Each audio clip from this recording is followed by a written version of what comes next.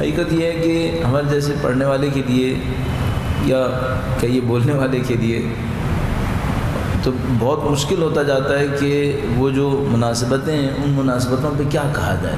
مثلا جیسے 13 رجب کی مناسبت ہے، بھائی جو فضائل ہیں وہ آپ نے سنے ہوئے ہیں. آپ سے عرض کریں کعبے میں ولادت کے عنوان سے تو الحمدللہ رب العالمین اب جس طرح بولنے والے جوانی سے بڑھاپے میں چلے گئے، سننے والے بھی بچپنے سے لڑکپن جوانی بڑھاپا سب طے کرتے ہوئے کہاں پہنچ گئے. تو وہ سارے فضائل جو ہیں وہ تقریباً سامنے آ گئے ہیں کہ بھئی ہم لوگوں کے جو سطح کے فضائل سمجھنے کے تھے وہ یہ ہیں. فضائل تو خیر بہت زیادہ ہیں ظاہر ہے. جب کمالات معنوی اور معجزاتی کمالات وہ انسان الحمدللہ رب العالمین بچپن سے ہم لوگ سن رہے ہوتے ہیں، انہی کو ہم دوبارہ پیش بھی کرتے ہیں. اس میں خوشی بھی ہے الحمدللہ، مسرت بھی ہے.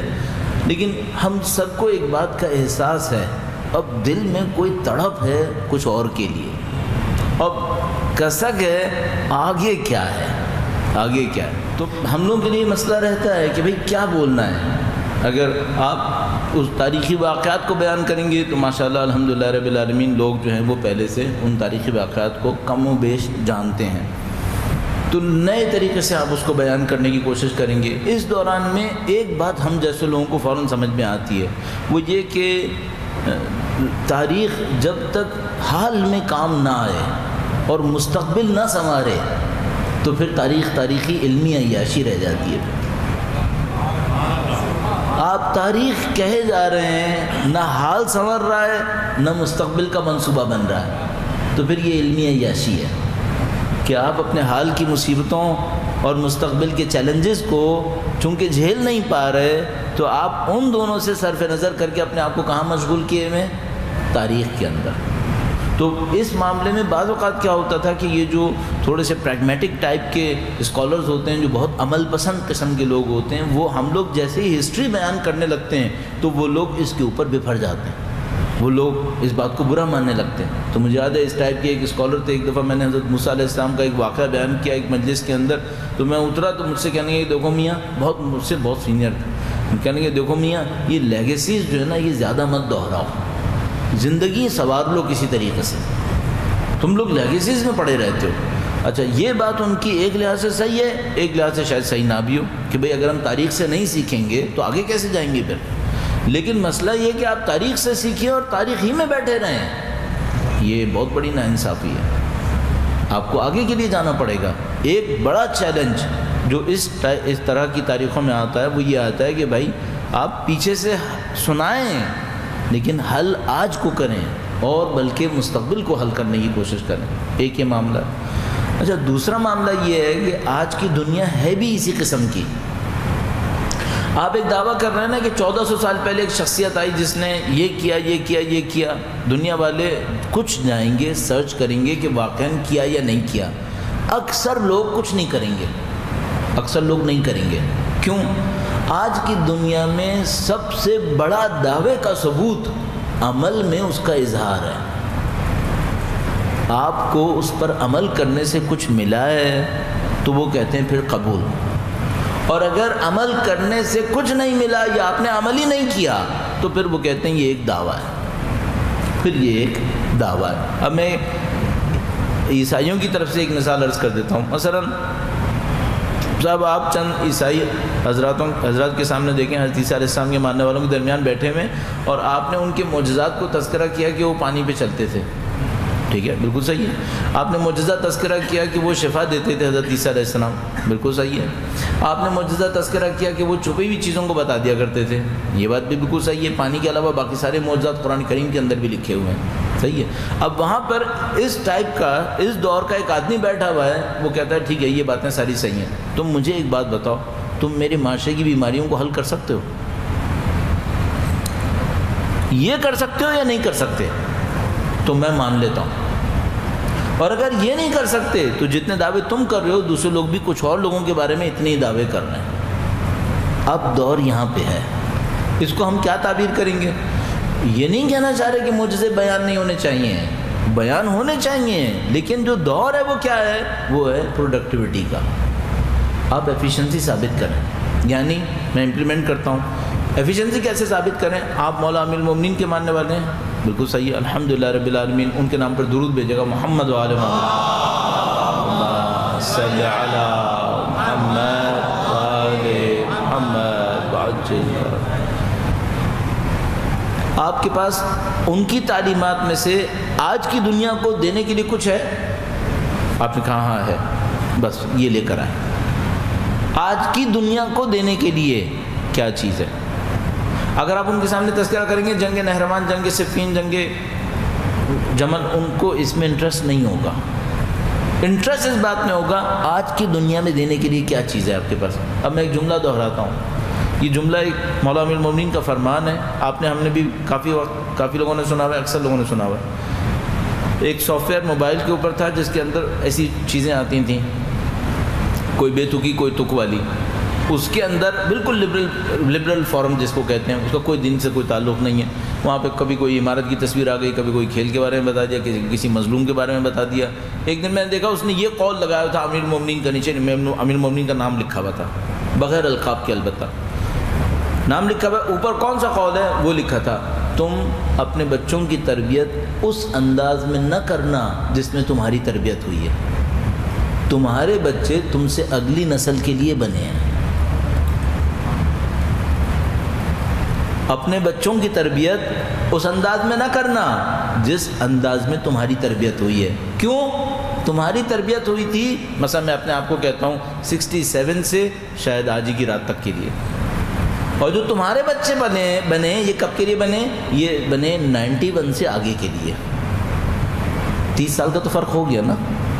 اگر میں اپنے بچوں کو ویسی تربیت دوں جو میرے والد نے، میری والدہ نے مجھے دی تھی، تو میں نے بچوں کو 30 سال پیچھے دھکیل دیا۔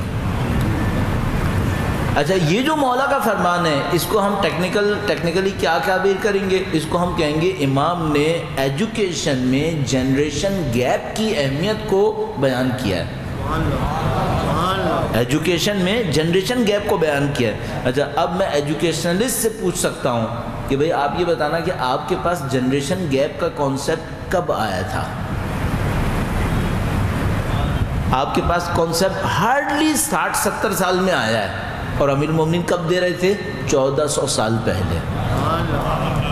یہ بات ہے کہنے کی، یہ بات ہے کہنے کی، اور یہ ہر آدمی کی آنکھ کھولنے کے لیے کافی ہے کہ بھائی ایک شخصیت، ایک ہستی 1400 سال پہلے ایک ایسے معاشرے میں پیدا ہوئے جہاں پر پڑھے لکھے لوگ 10 سے زیادہ نہیں تھے، 10 سے زیادہ پڑھے لکھے لوگ نہیں تھے جب مولا دنیا کے اندر ظاہری طور پہ تشریف لائیں۔ اس معاشرے میں رہتے ہوئے جہاں نہ اسکول، نہ کالج، نہ ایجوکیشن، نہ انسٹیٹیوشن، سلیبس، کریکولم، کوئی چیز نہیں تھی، 1400 سال پہلے جاہل معاشرے سے نکلے ہوئے ایک آدمی نے ایک جملہ کہا ہے جو باقی دنیا کو اس تک پہنچنے میں 1350 سال لگ گئے۔ اب فوراً کسی بھی پڑھنے والے کے دماغ میں اسپارک ہوگا کہ اس کے پاس اور کیا ہے جو شاید اگلے 1300 سال بعد سمجھ میں آئے گا، فوراً جا کر دیکھے گا، درود بھیجے گا محمد وآل محمد، اللہم صلی علی محمد۔ کہنے لگا بھئی ان کا ایک جملہ ہمیں ملا ہے جو 1350 سال ہم نے محنت کی تو ہمیں سمجھ میں آیا ہے، اب ان کے پاس اور جملے ایسے کتنے ہیں جو شاید اور 1300 سال محنت کریں گے تب وہاں تک پہنچیں گے، تو پہلے ہی نہ پہنچ جائے، جا کے دیکھ تو نہیں ان کے پاس ہے کیا۔ اچھا، آپ دنیا کو اس انداز میں اگر امیر المومنین تک لائیں تو آپ لا سکتے ہیں۔ اچھا، آپ اگر لانا چاہیں، اچھا اب ایک اور مسئلہ آتا ہے، آپ نے کہا بھائی مولا امیر المومنین کا فرمان ہے اگر فلاں کام کرو گے جنت میں جاؤ گے، ٹھیک ہے، جنت میں آپ کا انٹرسٹ ہے؟ ہاں ہے۔ دنیا کی 7 ارب آبادی میں سے کتنوں کا ہے؟ شاید ہمارا بھی پتہ نہیں ہے یا نہیں ہے، فی الحال تو ابھی کچھ سمجھ میں نہیں آ رہا کہ کس چیز میں ایسا انٹرسٹ ہے۔ پاکستان کی قوم وہ دنیا کی یونیک قوم بنتی جا رہی ہے جس کا سمجھ میں نہیں آ رہا کہ ایسا اس کا انٹرسٹ ہے کہاں پر، وہ سمجھ میں نہیں آ کے دے رہا، نہ وفاداری سمجھ میں آ رہی ہے نہ دلچسپی سمجھ میں آ رہی ہے، وہ کیا رہا ہے یہاں۔ اچھا چلیے فرض کیجئے آپ کا جنت میں انٹرسٹ ہے، 7 ارب میں سے کتنوں کا انٹرسٹ ہے؟ ان کا انٹرسٹ کس چیز میں ہے؟ آپ نے چیز بیچنی ہے نا، بھئی آپ نے کوئی چیز بیچنی ہے تو آپ کلائنٹ کے لیے ایڈورٹیزمنٹ کرتے ہیں یا بیچنے والے کے لیے ایڈورٹیزمنٹ کرتے ہیں؟ ایڈورٹیزمنٹ ہوتی ہے کلائنٹ کے لیے. تو جب آپ اس کے لیے ایڈورٹیزمنٹ کریں تو یہ سوچیں نا اس کا انٹرسٹ کس چیز کے اندر ہے. اس کی طرح حربے ہوتے ہیں. اب میں نے شاید آپ کی خدمت میں عرض کیا تھا, ہم لوگوں کو ایک تو یہی مشکل سمجھ میں نہیں آ رہی کہ جو ہمارا کلائنٹ ہے اس کا انٹرسٹ ہے کس چیز میں, تو ہم انٹروڈیوس ویسے ہی کروائیں. شاید پہلے میں نے آپ کی خدمت میں عرض کیا تھا, دوبارہ تفنناً عرض کر دوں, بعض اوقات ہم لوگ کیا کیا مسٹیکس کر دیتے ہیں اور وہ غلطیوں کا خمیازہ بھگتنا پڑتا ہے دین کو. غلطیاں ہم کرتے ہیں, خدا شاہد ہے. میں تو اب جیسے جیسے آگے بڑھتا جا رہا ہوں قبر کی طرف, اللہ سے ایک دعا کر رہا ہوں, خدایا میرے ہاتھوں تیرے دین کو نقصان نہ پہنچے. فائدہ تو بات کی بات ہے, وہ تو پہنچا دے تو پہنچا دے. ابھی تو میں یہ دعا کروں گا, خدایا میرے ہاتھوں تیرے دین کو نقصان نہ پہنچے. چونکہ میں یہ دیکھ رہا ہوں کہ جتنا دین کو نقصان دینداروں کے ہاتھوں ہوتا ہے اتنا میرے خیال میں دشمنوں کے ہاتھوں شاید کم ہوتا ہے. دینداروں کے ہاتھوں بہت نقصان ہوتا ہے. اچھا, اب ہوا یہ دینداروں کے ہاتھوں نقصان. لندن میں جلوس نکلا, وہ جلوس جہاں پہ نکالا جاتا ہے تو وہاں پر آپ کو ایک ہینڈ بل بانٹنا ہوتا ہے جس میں آپ نے لکھا ہوتا ہے کہ بھئی یہ ہو کیا رہا ہے. آپ انٹرسٹڈ ہیں کہ اس کو جاننے کی کوشش کریں کہ یہاں ہو کیا رہا ہے, تو آپ یہ لے لیجئے. وہ صاحب وہ ہینڈ بل بانٹا جا رہا تھا, وہ ہینڈ بل ایک صاحب نے لے لیا. جنہوں نے لیا وہ ایک ایسوسیشن ہے وہاں پہ, آرگنائزیشن ہے ہیومن رائٹس کی, اس کے ڈائریکٹر ہیں. تو وہ خود سنا رہے تھے, کہنے کہ میں نے ہینڈ بل لیا. اب ہینڈ بل میں سید الشہداء اور یزید کے معاملے کے اوپر اس نے کچھ لکھنا تھا. تو اس نے لکھا کہ بھائی 1400 سال پہلے ایک جنگ ہوئی تھی, ایک طرف سید الشہداء تھے, نام لکھا مولا کا, دوسری طرف یزید تھا. اور یہ یزید جو تھا نا, یہ بہت ہی کرپٹ انسان تھا. یہ شراب پیتا تھا, یہ کتوں سے محبت کرتا تھا, یہ میوزک سنا کرتا تھا اور ہر وقت کھیلتا رہتا تھا. اب وہ جو ڈائریکٹر تھا وہ مجھ سے کہنے لگا کہ اس کو پڑھ کے ہر انگریز یہ کہے گا یہ ہمارا ہی بندہ تھا. یہ جو مسلمان تھے ان کو 1400 سال پہلے نعوذ باللہ تعالیٰ کوئی اچھا سا بندہ مل گیا تھا, انہوں نے اس کو, آپ نے غلط انٹروڈکشن کرا دیا نا. بھئی آپ یہ سوچیں کہ آپ لندن میں کھڑے ہیں, آپ وہاں اس آدمی سے کہہ رہے ہیں وہاں پہ ایک آدمی تھا شراب پیتا تھا, کتے کو بہت چاہتا تھا, جوا بھی کھیلتا تھا, میوزک سنا کرتا تھا. وہ کہتے بندے خدا میں تو سارے دن یہی کرتا ہوں. پھر اچھا آپ کہیں پہ کیا بولوں, جھوٹ بولوں؟ نہیں, جھوٹ نہیں بولو. آپ بولو کہ بہت ظالم انسان تھا, گردنیں اڑا دیتا تھا, لوگوں کے اوپر جبر کرتا تھا, اپنے باپ کی میراث بنا لی تھی حکومت کو, لوگوں سے زبردستی بیعتیں لیتا تھا, گردن پہ چھری رکھوا کے, جو نہیں مانتا اس کی گردن کاٹ دیتا تھا. چلو آپ نے ایک چیپٹر کھولا نا, جو صحیح چیپٹر ہے, ہاں بات صحیح ہے. بھئی آپ جس کے سامنے پیش کر رہے ہیں اس کو دیکھیں نا, وہ آپ کی بات سنے گا تو وہ کیا کہے گا اس کو سن کے. اور یہ جو دنیا ہے آپ کے سامنے معلوم ہے اس وقت دنیا میں ڈرامہ کیا ہو رہا ہے. یہ جو نائجیریا کے اندر ہو رہا ہے اسلام کے نام پر کر رہا ہے وہ بیوقوف انسان, وہ پتہ نہیں بوکو حرام یا جو کچھ بھی ہے وہ. بھائی 200 بچیوں کو اٹھا کے کڈنیپ کر کے لے گیا اسلام کے نام پر, اور کہہ رہا میں ان کو بیچ دوں گا, یہ میری کنیزیں ہیں. یہ بھائی تو دین اسلام کیسی باتیں کر رہا ہے یہ؟ کس دین نے اس کو الاؤ کیا ہے؟ یہ کون سا دین کہتا ہے تم کسی کی بچیوں کو اٹھا کے لے گئے, 200 بچیوں کو اٹھا کے لے گیا ہے اور کہہ رہا کہ میں ان کو بیچ دوں گا, یہ میری کنیزیں ہیں, یہ اور کو بھی اٹھاؤں گا میں. وہ بیوقوف اتنا ہے کہ مرے ہوئے پولیٹیشنز کو دھمکیاں دے رہا ہے کہ میں ان کو قتل کر دوں گا, وہ پہلے سے مر چکے ہیں وہ. تو اب یہ دور ہے آج کا کہ ایک طرف سے یہ دین کے نام پر یہ کام ہو رہے ہیں, ہمیں معلوم ہے یہ جعل سازی ہے, کوئی اسلام اس بات کو الاؤ نہیں کرتا. کہاں سے کوئی مسلمان آئے گا اس حرکت کو انجام دے گا؟ وہاں امیر المومنین کی شخصیت عظیم الشان, وہ فرماتے ہیں کہ اگر یہودن کے پاؤں سے کوئی پازیب چھین کر لے کے گیا, ظلم کیا اس نے. ادھر یہ 200 بچیوں کو اٹھا کے لے گیا اسلام کے نام پر. تو اسلام کے نام پر مس ریپرزنٹیشن اتنی زیادہ ہو رہی ہے, مس پریزنٹیشن. اور اب خدا نہ کرے نعوذ باللہ اگر ہم نے بھی غلط طریقے سے پیش کر دیا تو بھائی ان کا چاہنے والا بجائے ان کی طرف آنے کے نعوذ باللہ تعالیٰ کہیں اور چلا جائے گا, نہیں سمجھ پائے گا. اب ہمیں امیر المومنین کی ذات مقدس سے پیش کیا کرنا ہے؟ کلائنٹ ہمارا چاہ کیا رہا ہے اس وقت؟ اگر میں کلائنٹ کی اس طرح استعمال کروں معاف کیجیے گا, اچھی اصطلاح نہیں ہے, لیکن جس تک ہم نے میسج پہنچانا ہے وہ کیا چاہتا ہے. مجھے ایک جملے میں سمجھنے کی کوشش کر رہا ہوں اس کو. میرا اپنا خیال ہے وہ چاہتا ہے میری زندگی کی مشکلات اگر کوئی حل کر سکتا ہے تو حل کر کے دکھائے. مثلا اس کی زندگی کی مشکلات کیا ہیں؟ کچھ ہماری زندگی کی مشکلات ہیں یہاں رہتے ہوئے, جو آپ تھوڑا سا بارڈر کراس کر لیں پھر وہ مشکلات نہیں ہیں. بھائی صبح سے دوپہر تک آپ نے گرمی کھائی ہوگی, ٹھیک ہے نا. آپ کی لائف میں گرمی جھیلنا ایک مشکل ہے, ناروے والے کے لیے ہے, اس کو کیا, اس نے کہاں گرمی جھیلنی ہے. آپ ناروے تو بہت دور ہے, آپ 2 گھنٹے کی فلائٹ پکڑیے دبئی چلے جائیے, اس سے بری گرمی ہے, لیکن کیا گرمی وہاں مشکل ہے کیا؟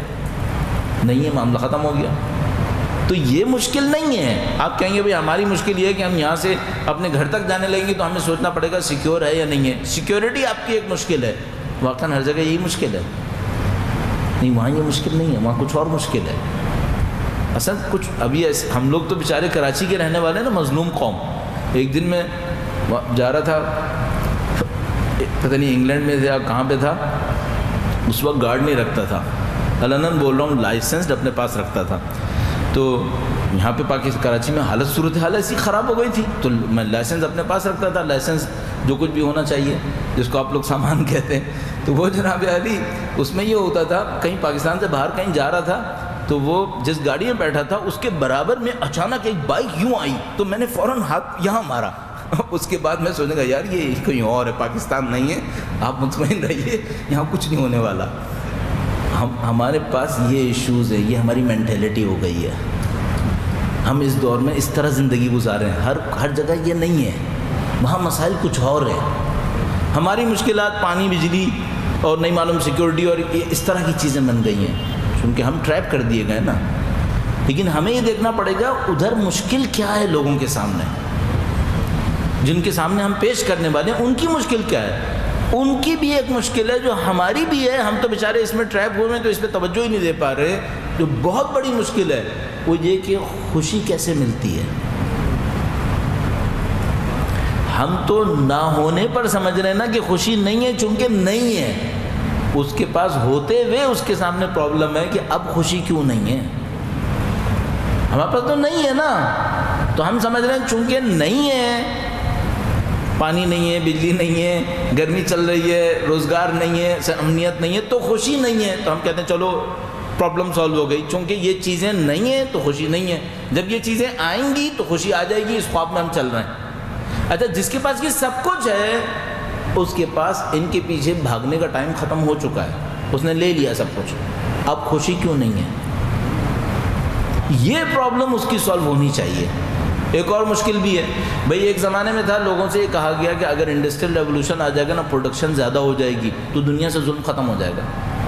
اتنی چیزیں ہوں گی فراوان کہ لوگوں کے پاس کمی کا کوئی مسئلہ ہی نہیں ہوگا. کمی ہوتی ہے تو ظلم ہوتا ہے. پھر کیا ہوا, پھر یہ ہوا کہ جناب ہماری جو انڈسٹریل پروڈکشن تھی وہ شوٹ کر گئی, اتنی آگے چلی گئی, ابھی اس وقت حساب کتاب نہیں ہے. تو کیا ظلم ختم ہو گیا؟ نہیں. تو پھر ہمارے سامنے ایک اور ڈائلما آیا, وہ یہ کہ بھائی یہ پروڈکشن کے ہوتے ہوئے ظلم کیوں ہے. اب محرومیت کس بات کی ہے؟ پہلے اگر کپڑا نہیں تھا نا تو لوگ کہتے تھے چونکہ ہاتھ سے ہم بنتے ہیں یہ ایک خاص مقدار میں بنا جا سکتا ہے, اس سے زیادہ نہیں بنا جا سکتا, تو کچھ لوگوں کو بغیر کپڑے کے رہنا پڑے گا. اب ہماری انڈسٹریل پروڈکشن کپڑے کی کتنی ہے, حساب کتاب نہیں ہے کوئی ہمارے پاس. اب بغیر کپڑوں کے کیوں ہیں لوگ. یہ جو زندگی کی پرابلمز ہیں نا, یہ سالو ہونی ہوں گی کہیں نہ کہیں. خوشی کیسے ملتی ہے, زندگی کیسے گزرتی ہے. ایک اور پرابلم میں آپ کی خدمت میں عرض کروں, پھر مولا کے فراہمی سے ایک آدھ عرض کر کے اس کو سالو کرنے کی طرف دیکھتے ہیں. مثلا میرے سامنے ایک مشکل آ سکتی ہے, وہ یہ کہ دوست کیوں نہیں بنتے, دوستی کیوں ختم ہوتی جا رہی ہے. قبول کرتے ہیں کہ ہماری مشکل بھی ہے یہ, وہ تو میں نے اپنے اوپر رکھ لیا, ہمارے اپنے اوپر کہ ہماری مشکل پانی بجلی آ گئے ساری چیزیں, لیکن کیا یہ ہماری مشکلات نہیں ہیں کیا؟ خوشیاں کم نہیں ہو گئی ہیں. ہم لوگ بچپن میں جب عید الفطر آتی تھی کتنا خوش ہوتے تھے, ابھی تو بچے بھی خوش نہیں ہوتے. چلو پہلے ہم بیوقوف تھے, بچے تھے, خوش ہو جاتے تھے, آج کے تو بچے بھی خوش نہیں ہو پا رہے بیچارے. یہ کیا مشکل ہو گئی ہمارے ساتھ. وہی جو سافٹ ویئر جس میں امیر المومنین کا فرمان لگا ہوا تھا, اس میں چند دن پہلے ایک تصویر آئی ہوئی تھی, 2 بچے جن کی بدن کے اوپر کچھ نہیں تھا, قمیص کی جگہ کچھ نہیں تھا, نیچے انہوں نے بوری پکڑی ہوئی تھی. جیسے بچے وہ کھیلتے ہیں نا بوری پکڑ کے بھاگنے والا کھیل جو اسکول وغیرہ کے اندر کھیلا جاتا ہے, تو انہوں نے بوری پکڑی ہوئی تھی, اوپر سے کچھ نہیں, بوری پکڑ کے وہ بھاگ رہے تھے, دونوں ایک دوسرے کے ساتھ ریس لگا رہے تھے. اتنا خوش جس کی کوئی حد نہیں. نیچے کیپشن لگا ہوا تھا, نو آئی phone, no television, no computer, look at the happiness in their faces. یہ کیوں خوش ہیں بھائی, قمیص تو ہے نہیں اوپر, موسٹ پروبیبلی پاؤں کے نیچے جوتا بھی نہیں ہوگا، اور باقی تو سب کچھ بوری نے چھپا لیا، معاملہ ختم ہو گیا۔ یہ خوش کس بات پر ہیں؟ خوشی کہیں اور ہے، خوشی کہیں اور ہے۔ اب اگر اس مسئلے کو حل کرنا ہے، کلمات قصار کا چھوٹا سا ایک جملہ جو ہم لوگ اہمیت نہیں دے پا رہے، وہ کیا؟ اس میں لکھا ہے سب سے بڑی دولت قناعت ہے، سب سے بڑی دولت قناعت۔ خوشی چاہیے، قناعت دکھاؤ، نہیں قناعت دکھاؤ،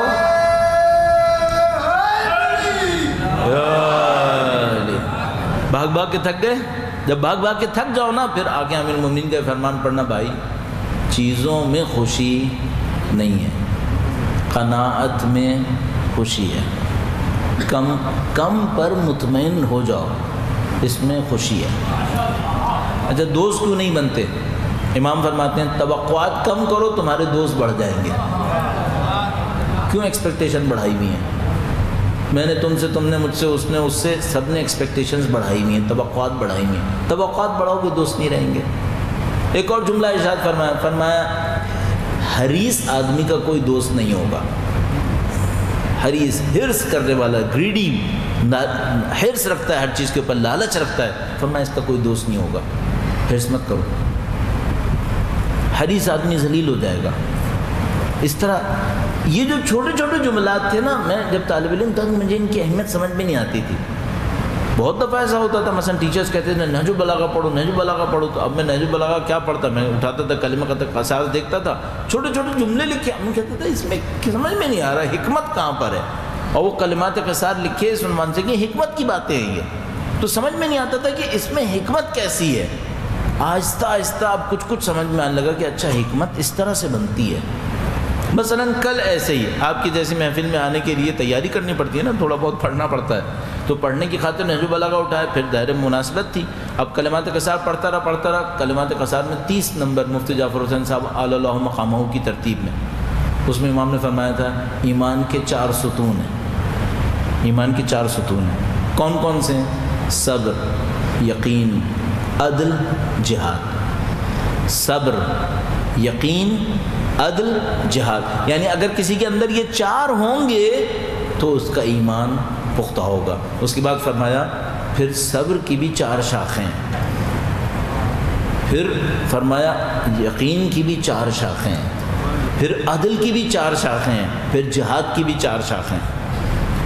16 پیرامیٹرز دے دیے ایمان کے، کسی میں یہ 16 ہوئے اب اس کا ایمان پختہ ہے۔ مثلا صبر کے 4 پیرامیٹر فرمایا، مثلا جو مجھے یاد آتا ہے، فرمایا صبر کا پہلا پیرامیٹر اشتیاق۔ کس بات کا اشتیاق؟ فرمایا جنت کا اشتیاق، جنت کا شوق ہونا چاہیے۔ صبر کا دوسرا پیرامیٹر خوف، کہاں موت کا خوف ہونا چاہیے، موت سے بے اطمینانی نہ کرے، موت کو نہ بلائے۔ اس طرح یقین کے 4 پیرامیٹر، عدل کے 4 پیرامیٹر اور جہاد کے 4 پیرامیٹر۔ مثلا جہاد کے پیرامیٹرز امر بالمعروف، نہی عن المنکر، مظلوم کا ساتھ دینا، حق بات کہنا، یہ 4 تمہارے اندر ہیں، تمہارا یقین پختہ ہے۔ اگلے کلمے کے اندر لکھا، اگلی بات کے اندر لکھا کفر کے بھی 4 ستون ہیں، 16 اوصاف مثبت، 16 اوصاف منفی، ان کو کوئی پکڑ لے، 16 اس سے نکالے، 16 وہاں سے نکالے، اپنی زندگی کے لیے لائن آف ایکشن بنا لے، مجھے یہ چاہیے۔ وہ ایک پہ محنت کرے، ایک پہ محنت کرے، وہ 16 پہ عمل کرے گا، ان 16 سے خود بخود جان چھٹ جائے گی۔ دیکھیے کہاں سے شروع کروں۔ عدل کیسے حاصل ہوتا ہے؟ عجیب بات تھی۔ یقین کیسے حاصل ہوتا ہے؟ بہت عجیب ہے۔ مثلا یقین کیسے حاصل ہوتا ہے؟ کہا یقین حاصل ہوگا پختہ نظر سے، گہرائی سے سوچنا۔ جب تک گہرائی میں سوچو گے نہیں تمہیں یقین نہیں ملے گا، یقین حاصل کرو۔ یہ وہ باتیں جن کا کوئی بدل نہیں ہے۔ نعم البدل تو چھوڑ دیں، نعم البدل کہتے ہیں بہت اچھا بدل، بہت اچھا بدل تو چھوڑ دو، یہاں بیسل بدل، کوئی برا بدل بھی نہیں ہے ان کا، یہاں کوئی بدل نہیں ہے، یہ یونیک ہے، یہ کہیں اور سے نہیں ملنے کا ہے۔ بدقسمتی سے ہم خزانوں پہ بیٹھے ہیں، ویلیو نہیں جانتے، ہمیں نہیں پتا، مشکل ہماری یہاں پر ہے. ہم مولا امیر المومنین کو کیا پریزنٹ کریں گے؟ کیسے پریزنٹ کریں لوگوں کے سامنے؟ یعنی وہ جو مثال کے طور پر بعض اوقات ہمارے ویسٹرن اسکالرس کے کوٹیشنز ہم لوگ لکھے ہوتے ہیں، مثلا جارج برنارڈ شاہ کا لکھا ہوا تھا، آپ کو پتہ ہوگا انگلینڈ کے اندر یہ کام کیا کچھ دوستوں نے.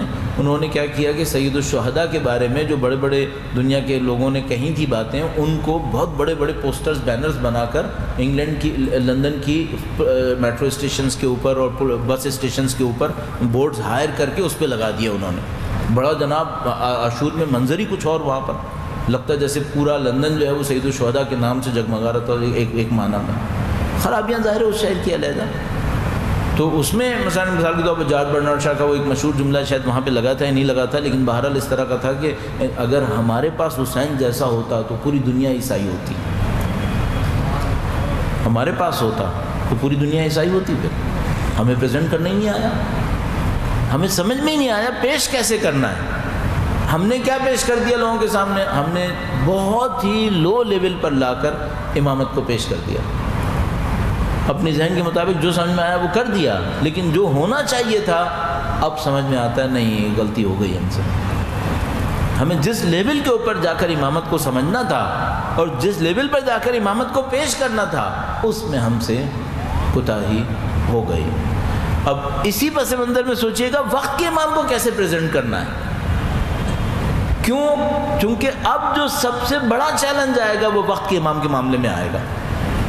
اب جو آپ نے پریزنٹ کرنا ہے وقت کے امام کو، اس سے آپ دو میں سے ایک کام کر ڈالیں گے. یا تو آپ نے ایسا پریزنٹ کر دیا کہ لوگ ان کے لیے تیار ہو گئے، یا نعوذ باللہ تعالیٰ آپ نے ایسا پریزنٹ کر لیا کہ لوگ ان کی دشمنی پہ تیار ہو گئے. ایک عجیب کرائسس ہے جو امام کی تشریف آوری کے لمحات میں ہمارے اور عیسائیوں کے درمیان ہونے والا ہے. اجمالاً عرض کر دیتا ہوں، درود بھیجے گا محمد و آل محمد. صلی علی محمد محمد وعجل. ان کے ٹیکسٹ کے مطابق، ان کے متون کے مطابق حضرت عیسیٰ علیہ السلام کی آمد سے پہلے کسی اینٹی کرائسٹ نے آنا ہے، حضرت عیسیٰ علیہ السلام کے مخالف نے آنا ہے. ان کا ٹیکسٹ یہ کہہ رہا ہے، آپ جا کے دیکھ سکتے ہیں کہیں پر بھی بابل میں ریولیشن جو ان کا چیپٹر ہے آخری، اس چیپٹر کے اندر لکھا ہوا ہے کہ حضرت عیسیٰ کی آمد سے پہلے اینٹی کرائسٹ نے، حضرت عیسیٰ کے ضد نے، مخالف نے آنا ہے. اچھا وہ اینٹی کرائسٹ کون ہے؟ ممکن ہے کہ مادہ پرستی ہو، نفس پرستی، مادہ پرستی ہو، لیکن جو ڈائلیما ہے وہ یہاں پر ہے، جو مصیبت ہے وہ یہاں پر ہے. امام نے حضرت عیسیٰ علیہ السلام سے پہلے آنا ہے. صحیح. جب حضرت امام تشریف لائیں گے تو جو دشمنان امام ہیں وہ عیسائیوں کو کیا بتائیں گے؟ یہ وہ ضد مسیح ہیں نعوذ باللہ تعالیٰ جن کے آنے کا وعدہ ہوا تھا، وہ یہ بتائیں گے. پھر جب حضرت عیسیٰ علیہ السلام آئیں گے اور عیسائیوں کو بتائیں گے کہ بھائی یہ ضد نہیں ہے، میں تو خود ان کے پیچھے نماز پڑھ رہا ہوں، اس وقت عیسائی مان لیں گے. اس وقت تک کیا رہے گا؟ اس وقت تک ڈیپینڈ کرے گا ہم نے اپنے امام کو پیش کیسے کیا ہے. یہ مشکل ہے، یہ وہ چیلنجز جو اس وقت ہمارے سامنے ہیں، اور ان چیلنجز کے اوپر کہیں نہ کہیں ہمیں توجہ دینی پڑے گی. اب پاکستان ایک بڑا عجیب سمبولک کیس ہے، یہاں پر ایک سمبولک کیس ہے کہ اگر دین کی پریزنٹیشن اچھے لیول پر انجام نہ پائے تو دین صرف فرقہ واریت رہ جاتا ہے. اب ہمارے یہاں عالم یہ، وہ ایک مولانا صاحب کہتے تھے ہمارے یہاں تو عالم یہ کہ ہم قرآن بھی پڑھتے ہیں نا تو دوسرے کو کافر ثابت کرنے کے لیے، اس سے زیادہ قرآن بھی نہیں پڑھتے. ہم قرآن پڑھتے ہیں تو چاہتے کیا ہیں؟ ایک آیت نکالیں جس سے ثابت ہو سامنے والا جہنمی ہے. گائیڈنس نہیں چاہیے، دوسرے کو رد کرنا ہے بس، اور کچھ نہیں ہے. اب یہ دین کی مس پریزنٹیشن ہے نا، آپ کو ایسے دین نہیں لانا چاہیے تھا. ہو گیا آپ پاکستان کے اندر. اب ہمارے پاس چیلنج کیا ہوگا؟ یہ چیلنج ہوگا، سب سے پہلا چیلنج تو یہ ہوگا کہ بھائی آپ امیر المومنین کو جو شخصیت ہے وہ سمجھنے کی کوشش کریں. مجھے 30 سال طالب علمی میں ایک بات بہت اچھی طرح سمجھ میں آئی ہے، اگر دین کو ڈیفینڈ کرنا ہے تو کام مشکل نہیں ہے. دین کے نام پر کسی ایڈیشن کو ڈیفینڈ کرنا ہے تو ناممکن ہے، یہ ڈیفینڈ نہیں ہوتا. ہمارے ساتھ کیا ہوتا ہے، ہم لوگ جہاں کہیں جاتے ہیں کوئی نہ کوئی سوال جواب ہو جاتا ہے نا. جیسے ہی ہماری شکل دیکھتے ہیں نا لوگوں کو سوالات یاد آ جاتے ہیں، دوستوں کو بھی دشمنوں کو بھی. تو وہ جیسے ہی بیٹھیں گے نا وہ کچھ نہ کچھ شروع ہو جائے گا ڈرامہ کہ بھائی اب یہ کیا وہ کیا. تو میں نے ہمیشہ یہ دیکھا ہم لوگ پتہ نہیں کتنی کتنی چیزوں کو ڈیفینڈ کرتے ہیں نا کہ بھئی آپ کے ہاں یہ کیوں ہے، اس کے ہاں یہ کیوں کہہ دیا اس طرح. تو میں نے ہمیشہ یہ دیکھا کہ اگر کوئی ایسی چیز ہے جس کے بارے میں ہمیں پتہ ہے یہ دین ہے، اس کو ڈیفینڈ کرنا مشکل نہیں ہے. لیکن کوئی ایسا ریچول کسٹم، کوئی ایسی عادت ہے جو آپ کی قوم کے اندر آ گئی ہے، آپ کو پتہ ہے اوریجنلی نہیں تھی، اس کو ڈیفینڈ کرنا تقریباً ناممکن ہے. یہ ڈیفینڈ نہیں ہوتی. اس میں آپ چالو کام کر سکتے ہیں، بات کو گھمانے کے لیے کر دیں، جو نہیں کرنا چاہیے نہیں کریں گے ہم، لیکن آپ چاہیں لاجیکلی ڈیفینڈ کر لیں، یہ نہیں ہو پائے گا، یہ ڈیفینڈ نہیں ہو سکے گا. آپ سب سے پہلے جا کر دیکھیں امیر المومنین کی شخصیت جیسا کہ وہ ہے، وہ شخصیت ہے کیا. ان کی گفتگو کے اندر وہ ریفلیکٹ ہو رہی ہے. اب جیسے میں نے ابھی آپ کی خدمت میں جملہ عرض کیا تھا نا کہ امام نے ایک جملہ عرض کیا جو نیکسٹ جنریشن کے گیپ کو بتا رہا تھا، اور ہمیں 1350 سال لگے تھے اس کو سمجھنے کے لیے. امیر المومنین کا کل ایک اور جملہ دیکھ رہا تھا. امام نے فرمایا کہ انسان کے دل میں جتنے بھی بھید ہوں، غیر ارادی الفاظ یا چہرے کے اتار چڑھاؤ میں ظاہر ہو جائیں گے. کہا انسان کے دل میں جتنے بھی بھید ہوں گے یہ غیر ارادی الفاظ میں اور چہرے کے اتار چڑھاؤ میں یہ کہیں نہ کہیں آشکار ہو جائیں گے. یہ انسان، اچھا اب یہ جملہ یہ کس کلاس میں ڈالوں اس کو میں، یعنی کس مثال کے طور پر سبجیکٹ میں ڈالوں میں اس کو؟ تو میں اس کو مثال کے طور پر سائیکالوجی میں ڈال سکتا ہوں. ہیومن سائیکالوجی کے بارے میں ایک جملہ ہے یہ، اور اسی طریقے سے مختلف کیٹیگریز کے اندر اس کو ڈالا جا سکتا ہے. تو جا کے سرچ کرنا پڑے گا کہ اس بات تک دنیا کو پہنچنے میں کتنے 100 سال لگے تھے، اور امیر المومنین نے 1400 سال پہلے جملہ ارشاد فرمایا تھا. صحیح. ابھی تک ہم کیا پریکٹس کر رہے ہیں؟ جس تک دوسرے پہنچے تھے اسے امام نے کب کہا تھا، اور ابھی ہمیں اور کتنی محنت کرنی پڑے گی تو ہم امام کے وہ جملے بولیں جس تک ابھی تک کوئی نہیں پہنچ پایا ہے. ابھی تک کوئی نہیں پہنچ پایا. یہ کام ہمیں کرنا پڑے گا. یہ غیر کیوں کریں گے؟ غیر کیوں یہ کام کریں گے؟ غیر کو کیا انٹرسٹ اس میں؟ یہ ہمیں کرنا پڑے گا. لیکن بدقسمتی سے جو ہماری پریزنٹیشن امام کے بارے میں ہے وہ کوئی بہت اعلیٰ پیمانے کی پریزنٹیشن نہیں رہی. یہ ہماری مشکلات میں تھی. ایک چیلنج اور آپ کی خدمت میں عرض کروں گا. درود بھیجے گا محمد و آل محمد صلی علی محمد و آل محمد.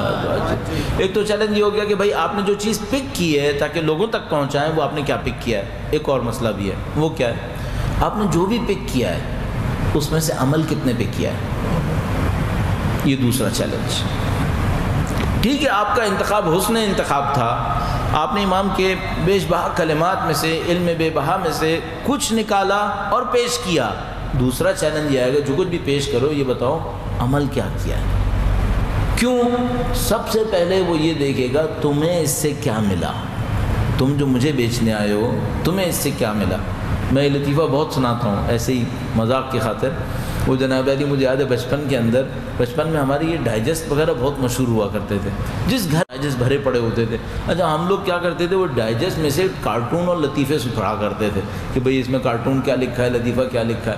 تو اس میں معمولاً جناب علی کچھ ایڈورٹیزمنٹ آتے تھے. تو اس زمانے کے ایڈورٹیزمنٹ میں ایک ایڈورٹیزمنٹ جو میرے دماغ کے اندر ثبت ہو گیا، وہ اس میں لکھا ہوتا دولت کمانے کے 1000 نسخے، دولت کمانے کے 100 نسخے، اس طرح کر کے. اچھا اس زمانے میں ڈاک کا ٹکٹ میرے خیال میں 10 پیسے کا ہوتا تھا یا 15 پیسے کا ہوتا تھا، اور نیچے وہ لکھتا تھا جوابی لفافہ سوال کے ساتھ ضرور ارسال فرمائیے گا. صحیح ہے. تو اب میں یہ کہتا تھا کہ اگر اس کے پاس اتنی دولت ہے جو اس نے 100 نسخوں سے حاصل کی ہوگی تو اس کو جوابی لفافے کے 10 پیسے کی کیا ضرورت پڑ رہی ہے. بھائی تیرے پاس تو دولت کمانے کے 100 نسخے ہیں نا، تو نے تو کتنی دولت کما لی ہوگی. اب تو کہہ رہا ہے سوال کرنے والا 10 پیسے کا جوابی لفافہ بھی بیچ. اس کا مطلب یہ ہے کہ جتنے نسخے بیچ رہا ہے اس میں سے کوئی نسخہ اس کے لیے ہٹ نہیں ہوا ہے آج تک. جب اس کے لیے ہٹ نہیں ہوا ہے تو میرے لیے کہاں سے ہٹ ہوگا؟ یہ کہاں سے مجھے دولت دے گا؟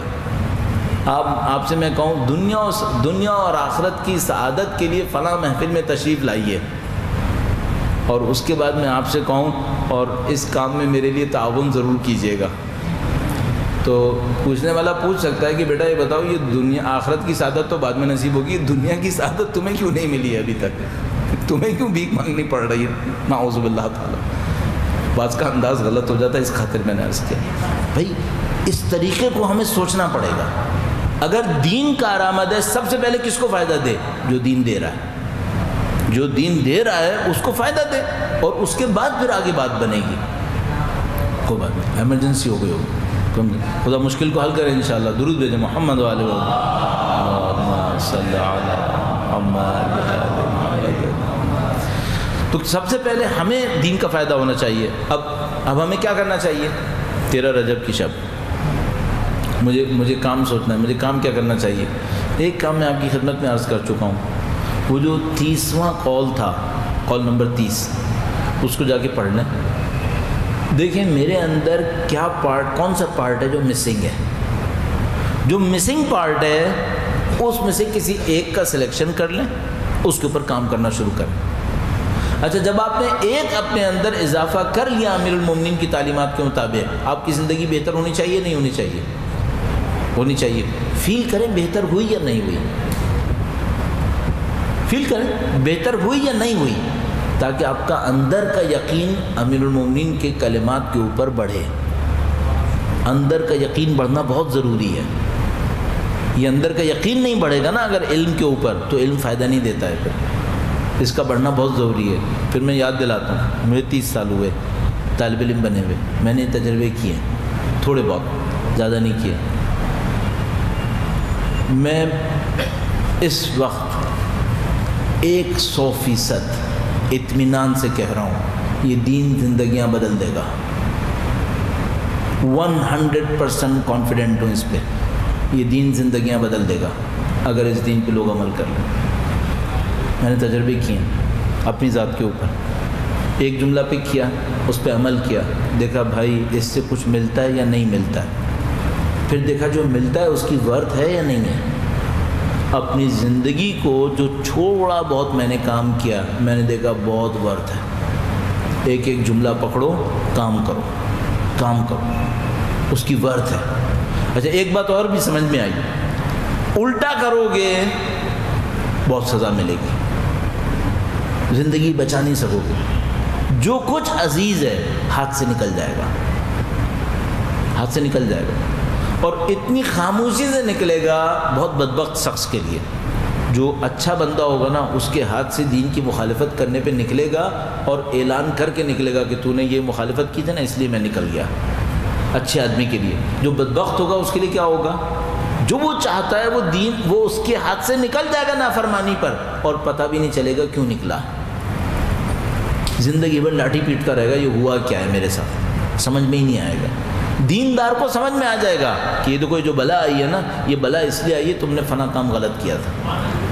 یہ ہم کو, یہ دیندار کو سمجھ میں آئے گا. جو بے دین ہوگا اسے کچھ سمجھ میں نہیں آئے گا, بیچارہ لاٹھی پیٹتا رہے گا, یہ ہوا کیا ہے. یہ صحیح ہے. آزمائیں دین کو, دین کو آزمائیں. اس دین میں کچھ ہونا چاہیے, اس نے زندگیوں کو بدلنا ہے. ہماری زندگی کو بدلے گا یا نہیں بدلے گا؟ قطعاً بدلے گا. امیر المومنین کے فرامین زندگی بدلیں گے یا نہیں بدلیں گے؟ قطعاً بدلیں گے. بدل رہے ہیں, ہمیشہ بدلتے رہیں گے. ہمیں محنت کرنی پڑے گی. لہذا اعزان محترم, میں آپ کی خدمت میں عرض کرنا جو چاہ رہا ہوں وہ یہ کہ آپ کی زندگی میں مشکلات ہیں, ان مشکلات کا حل دین سے کیوں نہیں دیکھ رہے؟ بھئی یہ کلمات قصار موجود ہیں, 450 کے قریب کلمات ہیں. ان میں سے ایک ایک جملہ اٹھاؤ, دیکھو پک کرو, اس میں کچھ ہے یا نہیں ہے. اگر ہے, مثال کے طور پر انہوں نے لکھا جو شخص لالچی ہوگا وہ ذلیل ہوگا. ذلت چاہیے, عزت چاہیے نا, تو لالچ چھوڑو. پھر دیکھو عزت ملتی ہے یا نہیں ملتی ہے. اگر لالچ چھوڑی اور عزت مل گئی تو تجربہ ہو گیا نا. اب محنت کرو اس کے اوپر. ایک چیز کی لالچ چھوڑو, اس کی لالچ چھوڑی, عزت ملی یا نہیں ملی؟ ہاں ملی. ٹھیک ہے, میں اپنا ایک تجربہ, ذاتی تجربہ بتاتا ہوں. اب یہ انسان اپنی برائیاں کتنی سنایا آخر دوسروں کو, لیکن پھر آخر سناتا ہوں. ایک بات ہوتی ہے, انسان جہاں کہیں بیٹھتا ہے کوشش کرتا ہے اپنے آپ کو منوائے, اپنے آپ کو منوائے, میں کچھ ہوں. ٹھیک ہے, یہ اقوال امام کی روشنی میں صحیح ہے یا غلط ہے؟ غلط ہے, نہیں کرنا چاہیے. انسان کو چاہیے اپنے آپ کو ہمبل رکھے. جب تک ضرورت نہیں پڑی ہے بولو نہیں. فرمان ہے ان کا, جب تک ضرورت نہیں ہے بولو نہیں. کیا ضرورت ہے ہر معاملے میں اپنے آپ کو ثابت کرنے کی؟ خاموشی اختیار کرو. اگر ایک آدمی بڑا ہونے کی کوشش کر رہا ہے، ہونے دو، جب تک دین کو نقصان نہیں پہنچتا کوئی مسئلہ نہیں، جانے دو اس کو. اتنا سا ایک فرمان ہے، اس کو آزماؤ. آپ 4 لوگوں کے درمیان بیٹھے ہیں، کسی ایسے مسئلے پہ بات ہو رہی ہے جس سے دین، گمراہی، ہدایت کوئی تعلق نہیں ہے. بات یہ ہو رہی ہے مثلا مرسیڈیز بینز میں لائٹس کتنی ہیں، ٹھیک ہے، اب آپ کو پتہ ہے 6 ہیں اور وہ بندہ کہہ رہا ہے 5 ہیں اور لوگ اس کی بات مان رہے ہیں. اب آپ کیا کہیں گے؟ میں گارنٹی سے کہہ رہا ہوں 6 ہیں. ٹھیک ہے، اچھا اگر 5 ہوں گے تو سب جہنم میں چلے جائیں گے، تو تمہیں 6 بولنے کی کیا ضرورت ہے؟ تھوڑی دیر خاموش ہو جاؤ، تم سے پوچھا بھی نہیں ہے کسی نے. ہے نا یہ مشکل؟ آپ اس کو پریکٹس کریں، دیکھیں. اب امام فرما رہے ہیں اس میں عزت ملنے والی ہے، ٹرائی مارو، دیکھو عزت ملتی ہے نہیں ملتی. اس خاموشی میں عزت ہے یا نہیں ہے؟ کون سی خاموشی؟ جس میں بولنا صرف اپنے آپ کو ثابت کرنے کے لیے ہے، اس کے علاوہ کوئی ہدف نہیں ہے. اس صبر کے اندر عزت ہے یا نہیں ہے؟ وہ کہتے ہیں عزت ہے. آپ ٹرائی کرو. اور اس طرح بولنے میں وہ کہہ رہے نہیں، اس طرح عزت نہیں ملتی، اس طرح عزت نہیں ملے گی. آپ ٹرائی کرو، دیکھو عزت ملتی ہے نہیں ملتی. اس طرح چھوٹی چھوٹی چیزوں کو پک کریں. عزت کہاں ہے، خوشی کہاں ہے، سکون کہاں ہے، دوستی کیسے بڑھتی ہے، محبتیں کیسے بڑھتی ہیں، دشمنیاں کیسے بڑھتی ہیں، لالچ کیسے ختم ہوتی ہے. مثال کے طور پر اتنا لکھتے ہیں موت کو یاد کرو، موت کو یاد کرو. کیوں موت کو یاد کرو؟ صبر کے پیرامیٹر میں جب خوف کا تذکرہ کیا، موت کا خوف، تو کہا موت کا خوف تمہیں دنیا سے بے اتنائی دے گا، اور جتنا دنیا سے بے اتنا رہو گے نا اتنا تمہاری عزت میں اضافہ ہوگا. عزت چاہیے، دنیا سے بے اتنائی دکھاؤ. دنیا سے بے اتنائی کیسے ہوتی ہے مولا؟ تو موت کو یاد کرو، موت کو یاد کرو. ابھی ایک نسخہ مل گیا نا، ٹرائی مارو. میں بعض اوقات سوچنے لگتا ہوں اگر مجھے کوئی جملہ مل جاتا ہے نا کہ جو مثلا فلاں کسی بہت بڑے ڈاکٹر نے کہا تھا اپنے جسم کی صحت کے لیے، تو ہم اس پہ عمل کرتے ہیں. ایسے ہی میں کہہ رہا ہوں، ایسے ہی. مثلا میں جب ارلی اسٹوڈنٹ لائف میں 84-85 کے نزدیک کسی نے مجھے کہا کہ ایک بہت بڑا ڈاکٹر تھا، اس نے ایک جملہ لکھا بہت اپنا سجا بجا کے. وہ کیا جملہ تھا؟ اس نے کہا رات کو سونے سے پہلے گرم پانی سے پاؤں دھونے سے یہ جسمانی فائدے ہوتے ہیں. میں کہا چلو ٹھیک ہے کوئی بات نہیں، رات کو سونے سے پہلے گرم پانی سے پاؤں دھو لوں گا، کوئی مسئلہ تھوڑی ہے. اب اچھا جب گرمی بڑھ جائے تو پھر گرم سے نہیں دھونا، پھر ٹھنڈے سے دھو لینا بھائی، تاکہ تھوڑا فائدہ ہوگا آپ کو. ایسے ہی ٹرائی کر لو. میں نے اپنی زندگی میں کم سے کم ایک کام بہت کوشش کی ہے، ٹرائی مارو. اس سے ہارنے کی ضرورت نہیں ہے، کچھ نہ کچھ کرتے رہو. اس سے بڑا مزہ آتا ہے، لائف میں چارم رہتا ہے. ورنہ لائف میں ایک یکسانیت آ جاتی ہے، انسان بور ہو جاتا ہے اپنی زندگی سے کہ بھئی کیا زندگی ہے جس میں کچھ ہے ہی نہیں. تو آپ ٹرائی کرتے رہو. تو میں نے کہا چلو اس کو ٹرائی کرتے ہیں. بھائی پاؤں دھونے میں کیا جا رہا ہے، پاؤں دھو لیں گے. آپ پاؤں دھو پھر دیکھو ایفیکٹ ہے یا نہیں ہے. مثال کے طور پر ایسے ہی ایک ڈاکٹر نے مجھ سے کہا، کہنے لگا مولانا آپ کھانا کھانے سے پہلے نا 1 گلاس پانی پی لیا کر. میں نے کہا بھائی کیا ہوگا؟ کہیں گے آپ 1 گلاس پانی پی لیں گے نا تو اس سے آپ کی بھوک کم ہو جائے گی. آپ کی بھوک کم ہو جائے گی تو آپ کی غذا کی مقدار کم ہو جائے گی، آپ کی باڈی میں تر و تازگی رہے گی. کہنے لگا آپ یہ ٹرائی کر. میں نے کہا بھائی 1 گلاس پینے میں کیا جا رہا ہے، چلو 1 گلاس پی لیتے ہیں. پھر ایک اور نے مجھے کچھ سمجھایا. آپ کہیں گے اس کو جو سمجھا دیتا ہے یہ کر لیتا ہے. تھوڑا بہت دیکھتا ہوں یہ صحیح سمجھا رہا ہے، ایسا نہیں الو بنا کے چلا جائے کوئی اور پاگل بنا دے. پھر ایک جگہ میں نے پڑھا، وہ نسخہ 2-3 جگہ پڑھا. وہ کیا تھا؟ کہا بھائی نہار منہ 1 کپ گرم پانی پی لیا کرو، اس سے باڈی کا میٹابولزم بہت جلدی شروع ہو جاتا ہے، ویٹ کم ہوگا اس سے. میں نہیں کر پایا لیکن جب کیا میں نے کہا نہیں اس کا فائدہ ہے، یہ بات صحیح ہے، اس کا فائدہ ہے. آپ جسم کی خاطر چیزیں ٹرائی کرتے ہو نا، دین کی خاطر، روح کی خاطر یہ کلمات کیوں نہیں ٹرائی کریں؟ مثال کے طور پر انہوں نے فرمایا ہے، انہوں نے کیا کہا ہے؟ انہوں نے کہا ہے دینے سے مت گھبراؤ، چاہے تھوڑا ہی دو، تھوڑا ہی دو. اب میں نے تھوڑا دونے کو اور دیکھا، ابھی کل پرسوں کہیں اسی طرح موبائل کے اوپر جو مختلف چیزیں آتی رہتی ہیں ان میں کچھ اچھی چیزیں بھی آ جاتی ہیں. ایک روایت آئی، کسی نے اللہ کے رسول نے کہا صدقہ دو. کسی نے کہا کہ اے اللہ کے رسول روزانہ کہاں سے صدقہ دیں؟ یعنی کوئی غریب بیچارہ ہوگا، اس نے کہا کہ اللہ کے رسول پیسہ نہیں ہے کہاں پہ ہر روز کہاں سے صدقہ دیں؟ اللہ کے رسول نے کہا راستے سے رکاوٹ ہٹانا صدقہ ہے. راستے سے رکاوٹ ہٹانا صدقہ ہے، کسی کے چہرے کو مسکرا کے دیکھنا صدقہ ہے، دعا دینا صدقہ ہے، ٹھیک ہے۔ ان تینوں میں کتنا پیسہ جا رہا ہے؟ کچھ بھی نہیں۔ ٹرائی کرنے میں حرج ہے؟ کیا حرج ہے؟ آپ کے محبتیں کیسے بڑھتی ہیں؟ کہا دعا دو، دعا کرو، دعا دینے سے محبت بڑھتی ہے۔ کتنے لوگوں کو میں دعا دیتا ہوں روزانہ؟ کتنے لوگوں کو دعا دیتا ہوں؟ جتنے آپ مثلا آپ عمل کرنا چاہتے ہیں نا، آپ ایسا کریں، آپ روزانہ کا ایک شیڈیول بنائیں، 30-40 بندوں کو 50 بندوں کو دعا دوں گا روزانہ۔ اچھا چلو مجھے پتا ہے میری دعا پہ کوئی اثر نہیں ہے، اس کو کچھ نہیں دینا ہے، میں تو خود لینا ہے، میں اس لیے اس کو دعا دے رہا ہوں تاکہ اس کو ملے نہ ملے میری دعا کے صدقے میں مجھے تو دعا دینے سے کچھ مل جائے گا نا، میں دے دیتا ہوں دعا، اس میں کیا برائی ہے؟ میں کیا عرض کرنا چاہ رہا ہوں، مولا کے فرامین کو آزمائیں۔ اب آزمانا شاید اچھا جملہ نہیں ہے، کوئی کہے گا یہ آزمانے والے ہیں نہیں، یہ تو کائنات کے حقائق ہیں۔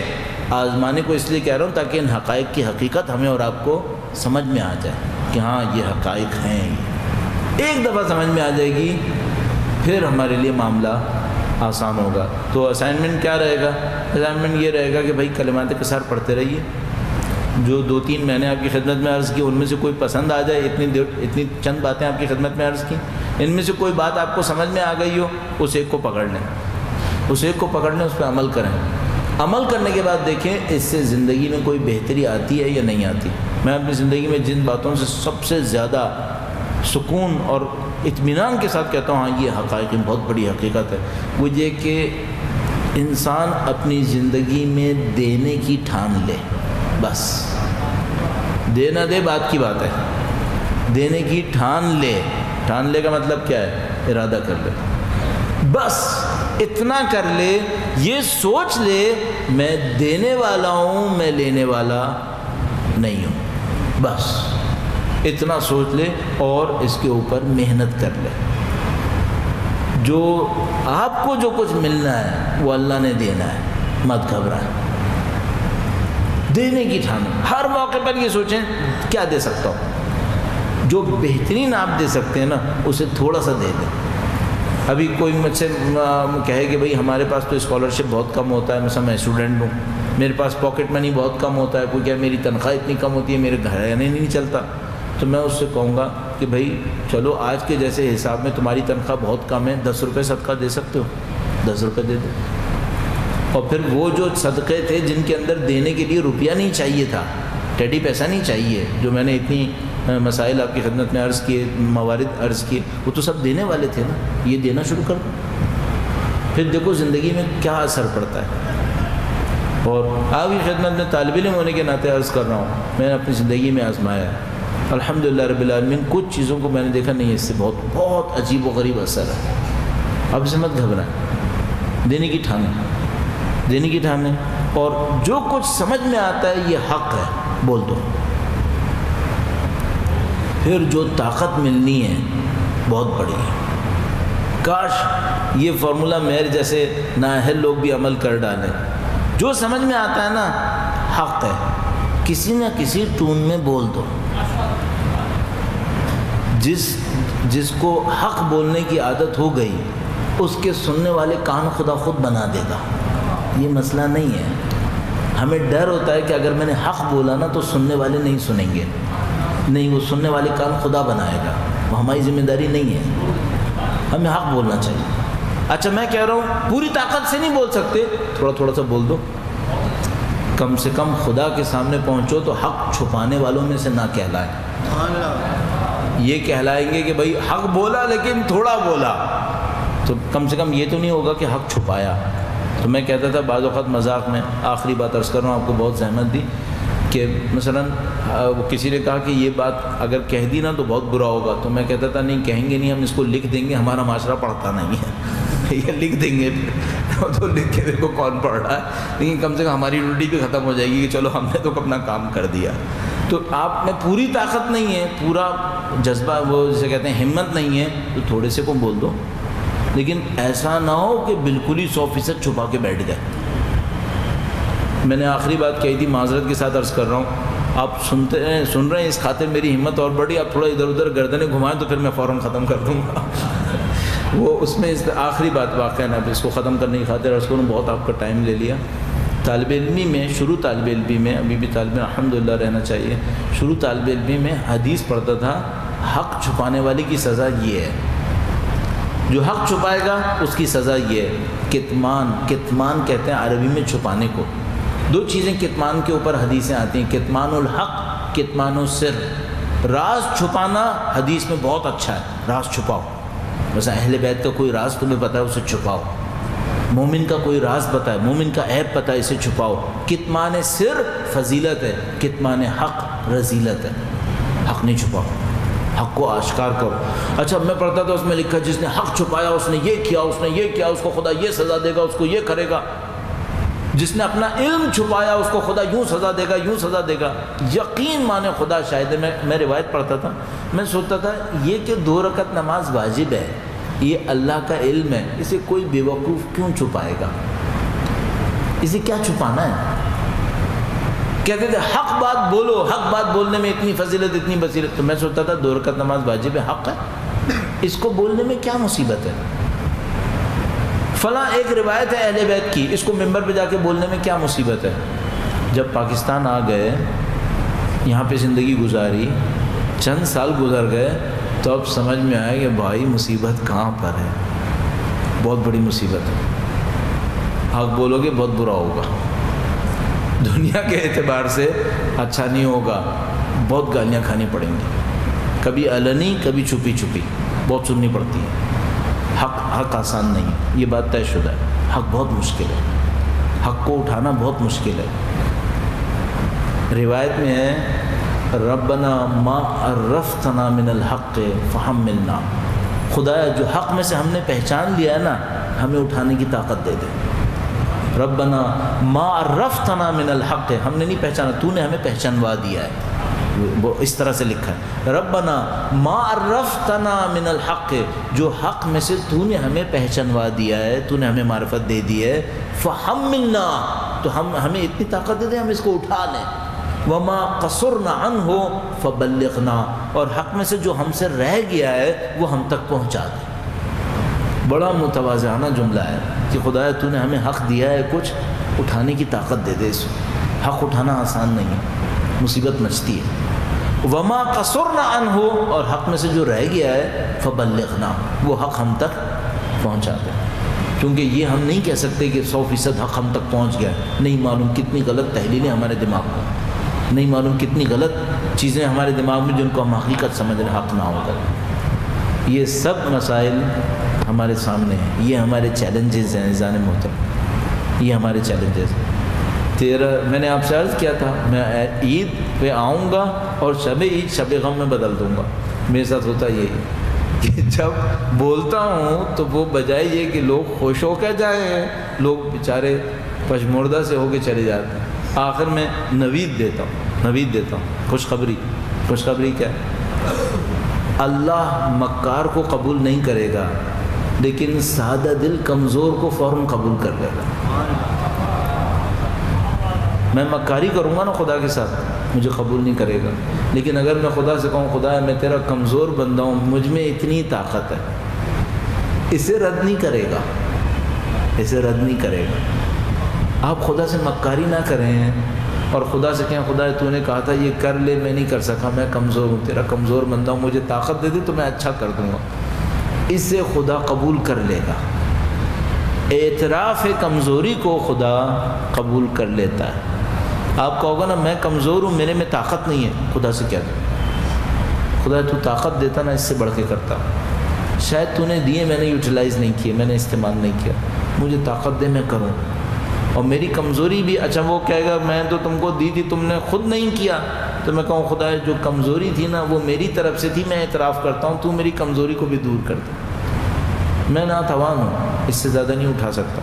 آپ خدا سے کہیں گے اپنے دین کو آزمائیں، پھر دین ہمیں اور آپ کو دے گا، اور پھر ہم دین کے لیے اٹھیں اور دین کے نام پہ کام کریں، تو دین عزت دے گا، دین وقار دے گا، دین کامیابی دے گا۔